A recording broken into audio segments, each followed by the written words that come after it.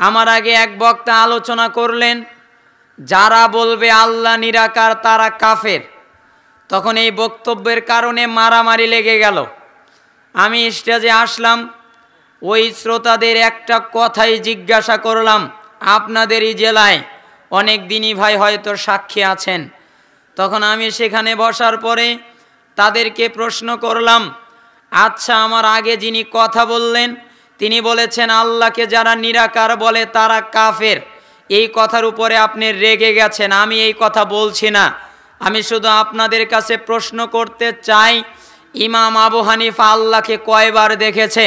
তখন ওনারা বললেন 99 বার, কেউ বললেন 80 বার, কেউ বললেন 88 বার। এক একজন এক এক কথা, মানে ইখতিলাফ আছে। তখন আমি বললাম ঠিক আছে, এতবার যদি ইমাম আবু হানিফা দেখে আর আল্লাহ যদি নিরাকার হয় তো কি দেখলো? নিরাকারই যদি হয় তো দেখলো কি? যেই জিনিস দেখেছে অবশ্যই তার কিছু আকৃতি আছে। আমরা আল্লাহ তাআলার আকার এ কথাও বলি না, আবার আল্লাহ তাআলা নিরাকার এ বিশ্বাসও করি না, বরঞ্চ আমরা বলি আল্লাহ তাআলার অস্তিত্ব আছে, আল্লাহ তাআলার হাতের কথা আছে, আল্লাহ তাআলার পায়ের কথা আছে, আল্লাহ তাআলা কথা বলেন, আল্লাহ তাআলার চেহারা আছে, আল্লাহ তাআলা রাগান্বিত হন, আল্লাহ তাআলা খুশি হন। যদি প্রশ্ন হয় কেমন, জবাবে বলবো তার যেমন প্রয়োজন তেমন। পশু পাখিরও তো হাত পা আছে, নাই? গরু, ছাগল, পিপিলিকা, বিভিন্ন পোকামাকড়, এদের হাত পা আছে। একজনের সাথে আর একজনের হাত পায়ের মিল আছে? যদি এই প্রাণীর কোলের ভিতরে এত বিচিত্র হয়ে থাকে, মিল না হয়, তাহলে সৃষ্টিকর্তার স্রষ্টা কিভাবে এক হতে পারে? আল্লাহ তাআলার হাত আছে, পা আছে, একথা বললেই কি দেহ দিয়ে দিলাম? একথা বললেই কি মানুষের মতো বানালাম? আস্তাগফিরুল্লাহ, আমরা এমন বিশ্বাসী নই। আমরা মানুষের মতো আল্লাহ তাআলা এ কথা বিশ্বাস করি না, বরঞ্চ বলি তার অস্তিত্ব আছে, তিনি অস্তিত্বহীন নয়। যদি অস্তিত্ব নাই থাকেন তো জান্নাতে গিয়ে দেখবে কি? ঠিক, জান্নাতে গিয়ে সূর্য যেভাবে তাকিয়ে দেখা যায়, চন্দ্র যেভাবে তাকিয়ে দেখতে কষ্ট হয় না, জান্নাতেও ভাবে আল্লাহ তাআলাকে দেখবে, তো দেখবেটা কি? যদি তিনি নাই থাকেন, তার অস্তিত্ব নাই থাকে, তো দেখবে কি? আবার এক শ্রেণীর লোকে বলে যে না, তখন দেখা যাবে। তাহলে কি আপনি প্রমাণ করতে যান যে এখনো পরিপূর্ণ হয় নাই, তখন হবে? আস্তাগফিরুল্লাহ। তখন আমি বললাম, ওনারা বললেন তো দেখলো কি? তখন আমি বললাম আচ্ছা, পৃথিবীর শ্রেষ্ঠ মানব কে? আপনারা বলেন। মুহাম্মদ সাল্লাল্লাহু আলাইহি ওয়াসাল্লাম। তিনি আল্লাহকে কয়বার দেখেছেন? ইমাম আবু হানিফা রাহিমাহুল্লাহ যদি 99 বার দেখে থাকেন, তাহলে মুহাম্মদ সাল্লাল্লাহু আলাইহি ওয়াসাল্লাম কয়বার দেখেছেন? যদি আমি বিভ্রান্ত দল যারা আছে তাদের ফতোয়া নেই, এক শ্রেণীর লোকেরা বলছে আল্লাহ তাআলাকে মিরাজে আল্লাহর নবী একবার দেখেছেন, যদি তাদের কথা নেই তাহলে একবার। আর এক শ্রেণীর লোক বলছে মিরাজে একবার আর স্বপ্নের মাধ্যমে একবার। স্বপ্নের একটা হাদিস মুসনাদে আহমদে এসেছে, যদিও হাদিসটা বিতর্কিত, যদি এটাকে ধরি তাহলে হবে 2 বার।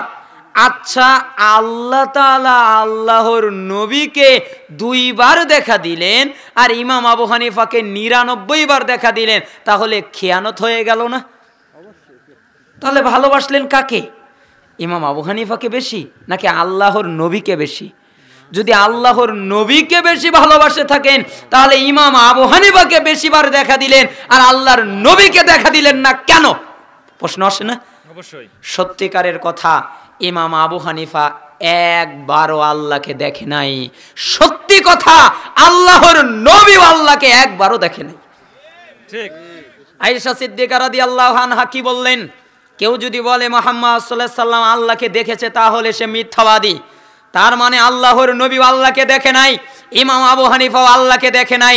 আর ইমাম আবু হানিফা নিজেই বলছেন যারা বলবে আল্লাহ নিরাকার তারা ইমাম আবু হানিফার ফতোয়া অনুযায়ী কাফের। কার ফতোয়া অনুযায়ী? ইমাম আবু হানিফা রাহিমাহুল্লাহ। ইমাম আবু হানিফা রাহিমাহুল্লাহ বলছেন কেউ যদি আল্লাহকে নিরাকার মনে করে, আল্লাহর অস্তিত্বকে অস্বীকার করলো, সে কুফরি করলো, কাফের হয়ে গেল। ইমাম আবু হানিফার ফতোয়া। এরপরে আসি মুহাম্মদ সাল্লাল্লাহু আলাইহি ওয়াসাল্লামের সম্পর্কে আমাদের কিছু আকীদা বিশ্বাস।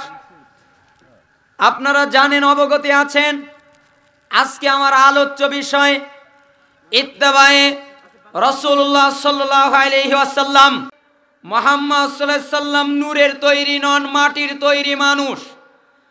আপনারাই বলতে পারেন এই বক্তারা কেমন বক্তা, নবীকে মাটির তৈরি বলছে।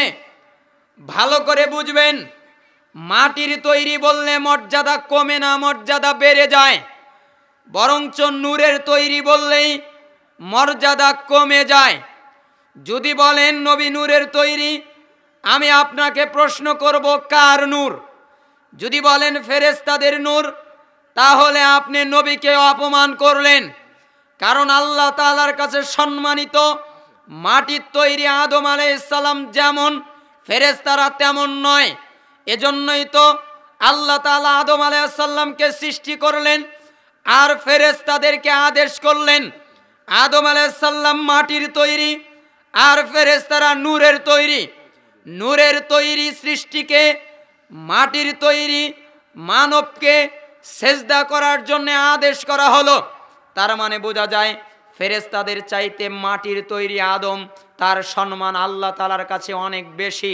আবার যদি বলেন এই নূর আল্লাহর নূর, তাহলে আপনি নবীকে আল্লাহ বানালেন। যেখানে আল্লাহ তাআলা বলছেন কুল হুয়াল্লাহু আহাদ, বলুন তিনি আল্লাহ এক, আল্লাহুস সামাদ। আল্লাহ তাআলা কারো মুখাপেক্ষী নয়, সবাই তার মুখাপেক্ষী। লাম ইয়ালিদ ওয়া লাম ইউলাদ, তিনি কাউকে জন্ম দেয়নি, তাকেও কেউ জন্ম দেয়নি। ওয়ালাম ইয়াকুল্লাহু কুফুয়ান আহাদ, এবং তার সমতুল্য কেউ নাই। যদি আপনি বলেন নবী আল্লাহর নূরের থেকে সৃষ্টি, তাহলে নবীকে আল্লাহ বানিয়ে দিলেন, এই কারণে শিরিক হয়ে গেল।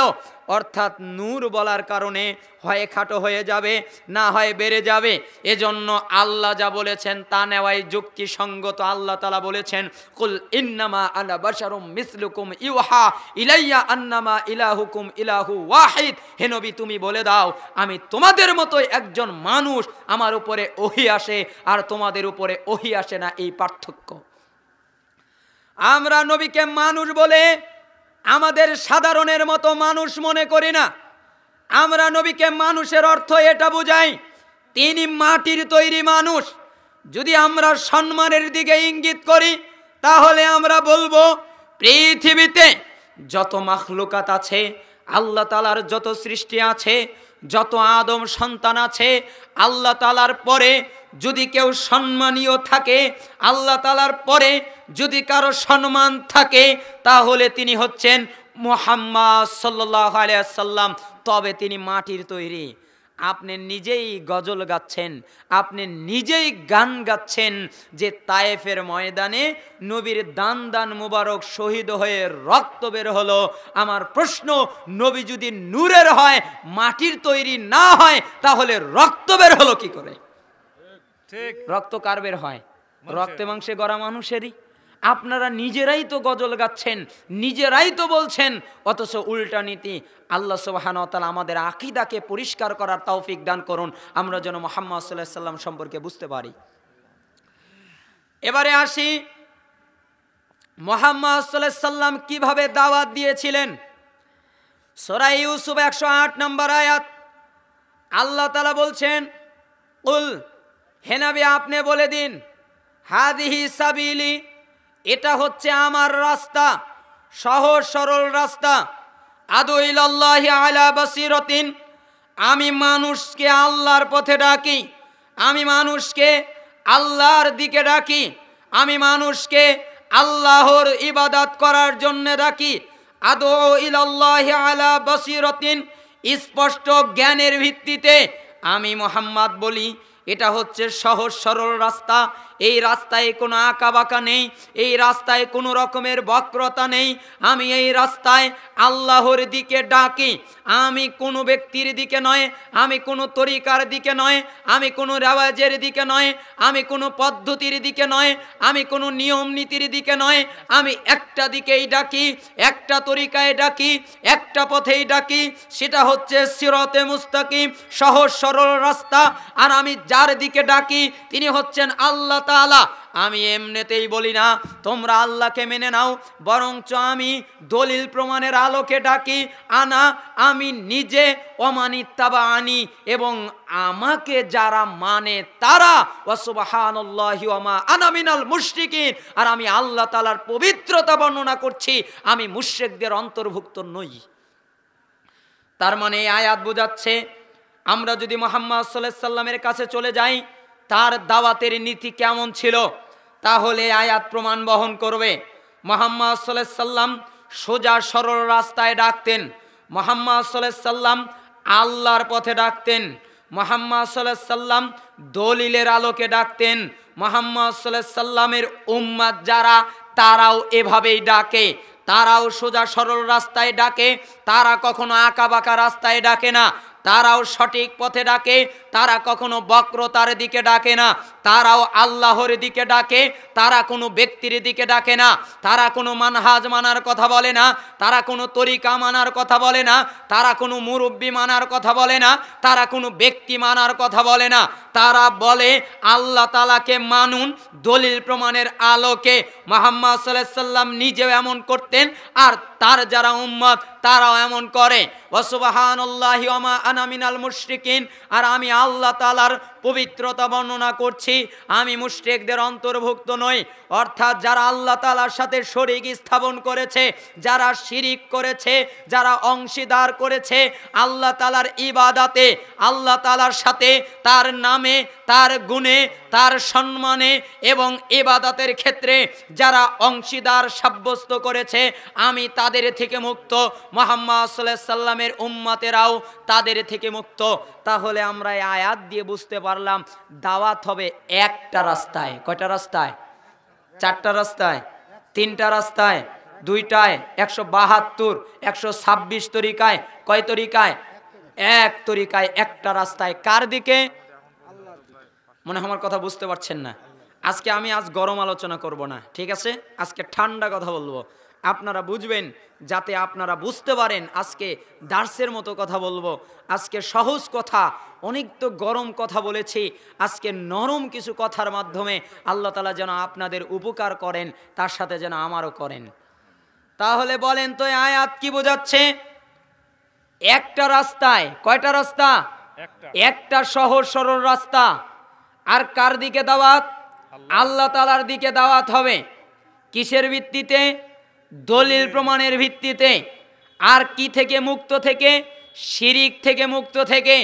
অর্থাৎ দাওয়াত হবে তাওহীদের আলোকে, তাওহীদ যুক্ত হয়ে, তাওহীদ মুক্ত ভাবে নয়।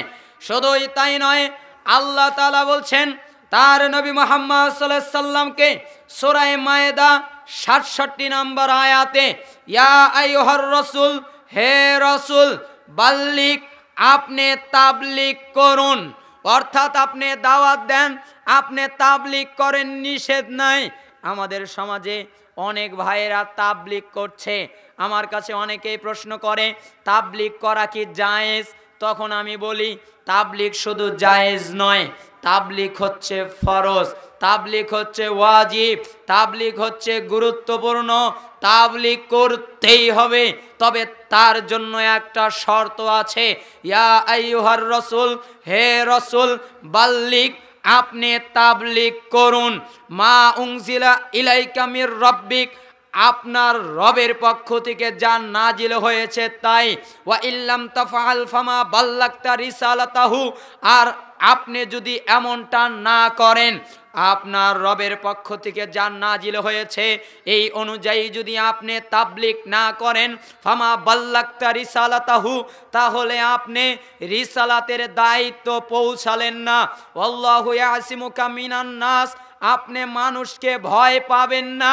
আপনি ভয় পাচ্ছেন আমার গ্রামের লোক, আমার জনবসতি, আমার প্রতিবেশী, আমার এরা ওরা আমার ক্ষতি করতে পারে, আমাকে আঘাত করতে পারে। হে মুহাম্মদ, আপনি ভয় পাবেন না। ইন্নাল্লাহা লা ইয়াহদিল কওমাল কাফিরিন, নিশ্চয়ই যারা অস্বীকার করেছে, নিশ্চয়ই যারা পরিত্যাগ করেছে, নিশ্চয়ই যারা অবিশ্বাস করেছে, তারা কখনো সঠিক পথ পায় না। অর্থাৎ হে নবী, আপনি তাবলীগ করুন, আপনি দাওয়াত দিন, আপনি মানুষের কাছে কোরআন সুন্নাহ প্রকাশ করুন, আপনি তাদেরকে জান্নাতমুখী করুন ওইটা দিয়ে যা আপনার রবের পক্ষ থেকে নাজিল হয়েছে। যদি আপনি এমনটা না করেন তাহলে আপনি রিসালাত পৌঁছালেন না। যদি মুহাম্মদ সাল্লাল্লাহু আলাইহি সাল্লামের ক্ষেত্রে বাক্য এত কঠিন হয়, যদি তার জন্যে এত কঠিন বাক্য ব্যবহার করা হয়, আপনি যদি আমার কিতাব দিয়ে, আমার দেওয়া কথা দিয়ে তাবলীগ না করেন, আপনি রিসালাত পৌঁছালেন না। যদি নবীর ক্ষেত্রে এত জটিল আর কঠিন হয়, তাহলে যারা তাদের তরিকা, তাদের মুরব্বী, তাদের নীতি, তাদের ব্যক্তি, তাদের হুজুর, তাদের বুজুর্গ, তাদের দরগা, তাদের এই রকম আড্ডাখানার আলোকে, নিজেদের বুঝের আলোকে তাবলীগ করে, এদের অবস্থা কত যে জটিল হতে পারে ভাষাই বলা যায় না। কত জটিল হতে পারে। যারা নিজেদের মতো করে তাবলীগ করে, তাবলীগ করা বাধ্যতামূলক, তবে শর্ত আল্লাহ যা নাজিল করেছে তাই। কোনো ব্যক্তির লেখা কিতাব দিয়ে হবে না, কোনো ব্যক্তির বুজুর্গের দোহাই দিয়ে তাবলীগ চলবে না, কোনো বুজুর্গের থিওরি দিয়ে তাবলীগ চলবে না। আমরা এই কথার পক্ষে, আমরা এই কথারই পক্ষে, আমরা এর দিকে আহ্বান করি যে আপনারা তাবলীগ করেন পবিত্র কোরআনের আলোকে, পবিত্র সহিহ বিশুদ্ধ হাদিসের আলোকে, তাহলে নিষেধ নাই। রাসূল সাল্লাল্লাহু আলাইহি সাল্লামের পদ্ধতিতে যখনই আপনারা অন্য নিয়ম নীতিতে করা শুরু করে দেন, তখনই আপনাদের সাথে আমাদের ইখতিলাফ ঘটে যায়। এটা ছিলেন মুহাম্মদ সাল্লাল্লাহু আলাইহি সাল্লামের তাবলীগের নিয়ম এবং নীতি। চলুন যাই রাসূলুল্লাহ সাল্লাল্লাহু আলাইহি সাল্লামের একটা জীবনের শেষ নসিহত, যেটা তিনি তার মৃত্যু পথযাত্রীর সময়, যখন তিনি মারা যাবেন আর বেশি দিন বাঁচবেন না, ওই সময়ের একটা বাক্য তার বলে দেই। আন ইরবাদ ইবনে সারিয়া রাদিয়াল্লাহু আনহু قال, ইরবাদ ইবনে সারিয়া রাদিয়াল্লাহু আনহু তিনি বলছেন, ওয়াদানা রাসূলুল্লাহ সাল্লাল্লাহু আলাইহি ওয়াসাল্লাম মাওইযাতান ওয়াজিলাত মিনহাল কুলুব ওয়া যারাফাত মিনহাল উয়ুন ফাকুলনা ইয়া রাসূলুল্লাহ কাআন্নাহা মাওইযাতু মুআদ্দাইন ফাআউসিনা। ক্বালা রাসূলুল্লাহ সাল্লাল্লাহু আলাইহি সাল্লামের সাহাবী ইরবাদ ইবনে সারিয়া রাদিয়াল্লাহু আনহু তিনি বলছেন, একদিন আল্লাহর নবী আমাদের মধ্যে বের হয়ে আসলেন।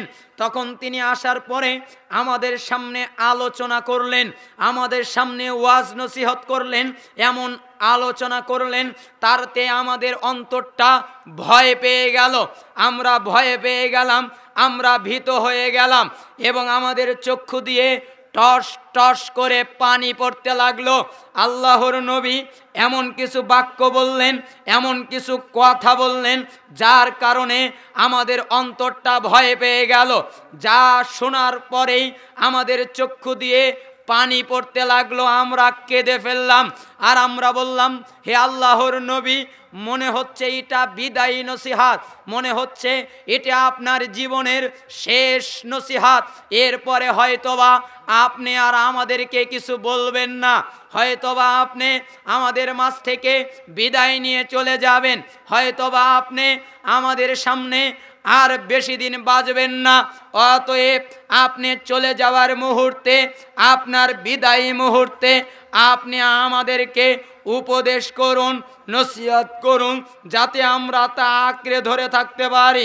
ক্বালা, রাসূল সাল্লাল্লাহু আলাইহি ওয়াসাল্লাম তখন বললেন, আমি তোমাদেরকে ওসিয়ত করছি, উসিকুম বিতাকওয়াল্লাহ, আল্লাহ তাআলার ভয়ের। কার বলেন তো বাক্যটা কি?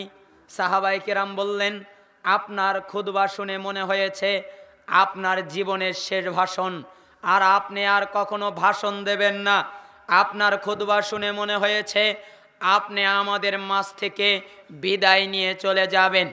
আপনার খুতবা শুনে মনে হয়েছে আপনি অচিরেই মারা যাবেন। তাহলে এই শেষ মুহূর্তে আপনি আমাদের বিদায়ী উপদেশ দিন। তখন আল্লাহর নবী বললেন, আমি তোমাদেরকে উপদেশ দিলাম আল্লাহ ভয়ের। উসীকুম বিতাকওয়াল্লাহ ওয়াস সামঈ ওয়াত তাআ ওয়া ইন তাআম্মারা আলাইকুম আবদুন, তোমরা আল্লাহকে ভয় করবে এবং তোমাদের নেতাদের কথা আগে শুনবে, তারপরে তা আনুগত্য করবে। যদিও একজন হাবশি, নিগ্রো, কালো গোলামও নেতৃত্ব দেয়, তবু তার কথা মানবে যদি কথা ঠিক থাকে। অর্থাৎ আগে আল্লাহর ভয়। রাসূল সাল্লাল্লাহু আলাইহি সাল্লাম বলতে পারতেন বিদআত থেকে বাঁচো, রাসূল সাল্লাল্লাহু আলাইহি সাল্লাম বলতে পারতেন শিরক থেকে বাঁচো, রাসূলুল্লাহ সাল্লাল্লাহু আলাইহি সাল্লাম বলতে পারতেন সম্পর্ক নষ্ট করো না, রাসূলুল্লাহ সাল্লাল্লাহু আলাইহি সাল্লাম বলতে পারতেন আর একজনকে আঘাত দিও না, রাসূলুল্লাহ সাল্লাল্লাহু আলাইহি সাল্লাম বলতে পারতেন দলাদলি করো না। কিন্তু তিনি প্রথমে এমন একটা বাক্য বললেন, এমন একটা শব্দ বললেন, উসীকুম বিত্তাকওয়াল্লাহ, আমি তোমাদেরকে ওসিয়াত করছি আল্লাহ ভয়ের। তার মানে যখন একটা ব্যক্তি আল্লাহকে ভয় করে অটোমেটিক শিরক থেকে বিরত থাকে। যখন একটা ব্যক্তি আল্লাহকে ভয় করে অটোমেটিক সে বিদআত থেকে বিরত থাকে। যখন একটা ব্যক্তি আল্লাহকে ভয় করে তখন আল্লাহ তাআলার সমস্ত আদেশ নিষেধ সে পালন করে।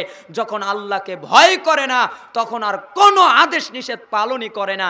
এজন্য বাক্য আগে বলে নিলেন তুমি আল্লাহকে ভয় করো। একজন তাবির কথা মনে পড়ে গেল। তিনি খুব হাসি খুশি থাকতেন। তাকে একদিন জিজ্ঞাসা করা হলো, আপনি এত হাসি খুশি কেন?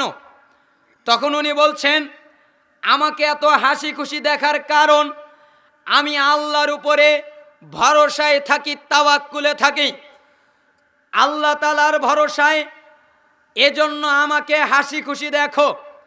আচ্ছা, আল্লাহ তাআলার ভরসা কেমন? ওইটাকে আমি 4 ভাগে ভাগ করেছি। 1 নাম্বার, আমি জানি আমার রিজিক আমার জন্য নির্ধারণ করা, আমার রিজিক কেউ খাবে না, এই জন্য আমি রিজিক নিয়ে কোনো চিন্তা করি না। 2 নাম্বার, আমি জানি আমার আমল আমাকে করতে হবে, আমার আমল কেউ করে দেবে না, এজন্য আমি সব সময় সৎ আমলে ব্যস্ত থাকি। 3 নাম্বার, আমি জানি আমার মৃত্যু হঠাৎ করে চলে আসবে, আমার মৃত্যু আমাকে বলে আসবে না, এজন্য আমি সব সময় মৃত্যুর প্রস্তুতি নিয়ে রাখি। 4 নাম্বার, আমি জানি আমি আল্লাহ তাআলার সামনে পাপ করতে লজ্জাবোধ করি। যেভাবে তোমরা তোমাদের বন্ধুদের সামনে, তোমাদের মুরব্বীদের সামনে, তোমাদের সম্মানীয় কারো সামনে পাপ করতে যেমন লজ্জা পাও, আমি ঠিক আল্লাহ তাআলার সামনে পাপ করতে লজ্জা পাই। এটা হচ্ছে আল্লাহ ভয়, এটা হচ্ছে আল্লাহ ভীতি। এজন্য আল্লাহর নবী প্রথম বাক্যে বললেন তুমি আল্লাহকে ভয় করো। এরপরে দ্বিতীয় বাক্যে গিয়ে বললেন